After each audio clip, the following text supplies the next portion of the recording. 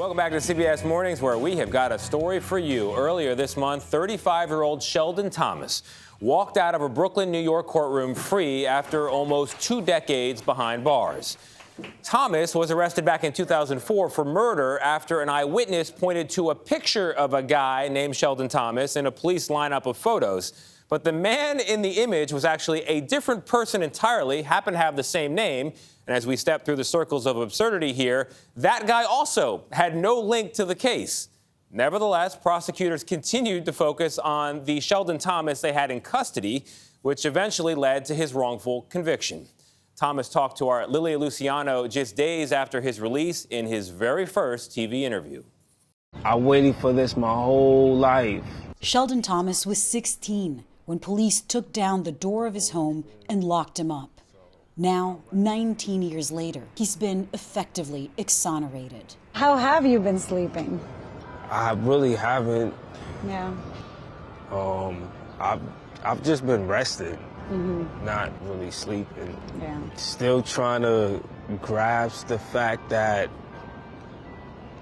I'm not in the cage anymore, that I'm actually being treated with respect and love and dignity. The way you're seen, the way people look at you, the way people talk to you or listen to you. Like a human. Because when you're behind the walls, you don't get that.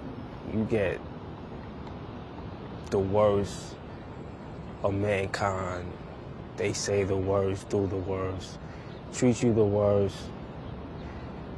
In a crazy way, sometimes you start to feel as if they're right.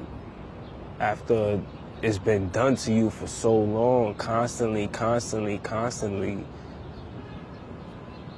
you start to feel like, well, maybe they are right.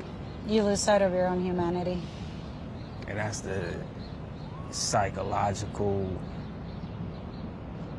chess that goes on within. Thomas was convicted for second-degree murder in the December 2004 death of a 14-year-old boy in Brooklyn. Attorneys William Kasten and Leslie Ressinger have worked with Thomas for more than a decade. They say the case should have never even made it to trial. How much of his case was based on lies? 100%. From the police interaction to him, every party failed him in the system. In a pretrial hearing, a detective lied, then admitted to lying on the stand, and the case still moved forward. He is arrested based on a photo that is not his. The people involved in decision-making refused to accept the fact that a mistake was made. How can a jury reach a fair verdict? It was rigged from the start. The unit that reviewed his case after years of failed appeals concluded that Thomas was denied due process at every stage and found one of the detectives involved had been harassing Thomas after a prior arrest and lied about knowing him. Did you ever feel like they were targeting you specifically? Most definitely. It was wrong, it was illegal, and they shouldn't have done it. This is why all this burden is placed on me to this day. It should have been the other way around. You're innocent until proven guilty. From my lenses, the way I see life, it's always like that for people like me. For people that look like me, it's always like that. You're guilty until you actually prove that you're innocent. Nearly 2 decades later, he finally stepped into what still feels like a mirage of freedom. I haven't even cried yet since I've been home. Like, I haven't even got to the point where it actually hit me. I still have dreams about being in prison. I'm scared to go to sleep. You're scared you're dreaming. Yeah. As the days go by, it dawns on me a little bit more. Mr. Thomas' motion to vacate his judgment of conviction is granted. At a hearing this month, Thomas shared how his hope was sustained for so long by releasing resentment. When I was sentenced, Del Judas said that I deserved to spend the rest of my life in prison. He was wrong. I didn't deserve what happened, and I forgive him. And yet he still trusts that the pendulum can swing in the direction of justice. It's not the system, it's the people, because the people is the system. The people is the driving force of the wheel that makes it turn. It's the people. So you have to be more mindful and be more selectful of who you assign these roles. I mean, It sounds to me like you still believe in the system if the right people were in place. most definitely. Most definitely. And the right people that know how to exercise mercy. I know I've lost 20 years already, but ultimately I prevailed. I don't like losing, so I have to let go because I don't want that to be what defines me as a human, as a person. So yeah, it goes into the universe. What would you like to define you? People getting to know me, my qualities, my personalities, my ambitions, the person, the human. I want love to define me.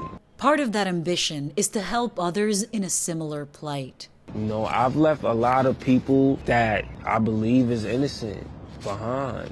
I think about them every night. I think about them every day and every night. Sheldon says he can't sleep because he's afraid that he's going to wake up and it was all a dream. He can't sleep because of the other inmates he met up in Attica who he believes are there innocent.